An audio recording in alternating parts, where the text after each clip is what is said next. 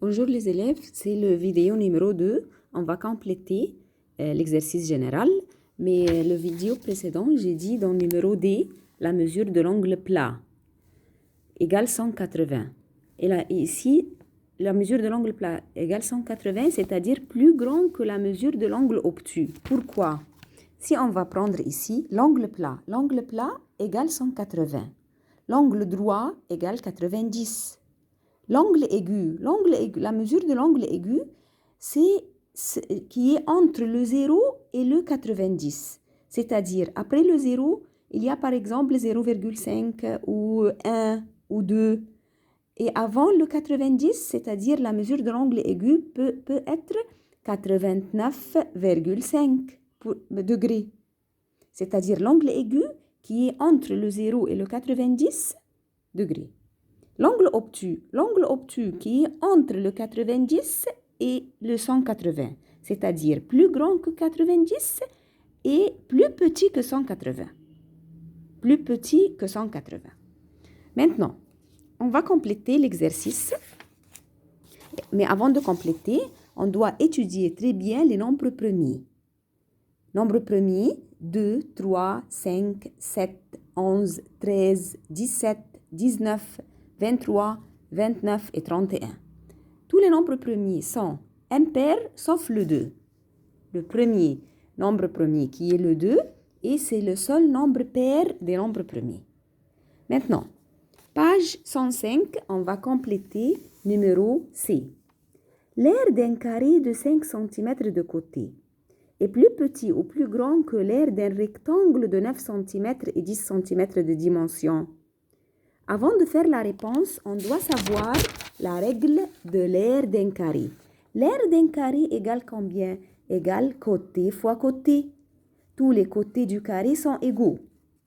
Alors, l'aire d'un carré égale côté fois côté.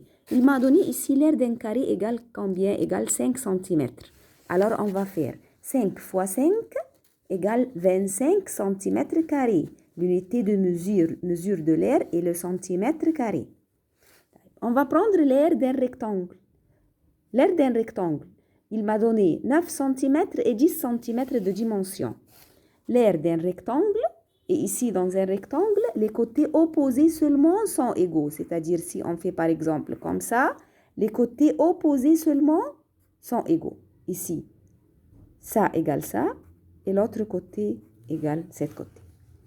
L'aire d'un rectangle, longueur fois largeur, qui est le plus long ici? C'est-à-dire le 10 fois 9 ou le 9 fois 10. Le 10 fois 9, longueur fois largeur, égale 90. Le résultat, si on fait 9 fois 10 ou 10 fois 9, égale 90 cm carrés. Mais on doit écrire le 10, le premier. Maintenant, 25 cm carrés et 90 cm carrés, c'est-à-dire l'aire d'un carré de 5 cm de carré, est plus petit que l'aire d'un rectangle de 9 cm et 10 cm de dimension. Numéro D. Le périmètre d'un carré de 5 cm de côté est plus petit ou plus grand que le périmètre d'un triangle équilatéral de 7 cm de côté. Le périmètre d'un carré. Quelle est la règle? Périmètre d'un carré égale côté fois 4. Parce que dans le carré, tous les côtés sont égaux. Alors, on va prendre la côté égale 5, ce qui m'a donné ici. 5 fois 4 égale 20 cm. Le centimètre, c'est l'unité de mesure du périmètre. Périmètre d'un triangle équilatéral. Triangle équilatéral, c'est un triangle où se trouvent 3 côtés égaux. 3 côtés égaux. Le périmètre, c'est quoi? C'est la somme de mesures de tous les côtés. Périmètre d'un triangle, on va faire 7 plus 7 plus 7. Il m'a donné ici que le triangle équilatéral, la côté est 7 cm. Alors, on va faire 7 plus 7 plus 7 égale 21 cm. Ou équilatéral, c'est-à-dire les 3 côtés sont égaux. C'est-à-dire, on va prendre le 7 et on va faire 7 fois 3. C'est le même résultat, 21 cm. Alors, le périmètre d'un carré de 5 cm qui est le 20 cm est plus petit que le périmètre d'un triangle équilatéral qui est le 21 cm. La somme de mesures la somme de l'angle plat égale 180, 180. La somme des angles intérieurs d'un triangle égale 180. Alors, la mesure de l'angle plat égale la somme des angles intérieurs d'un triangle. Et on doit étudier cette règle.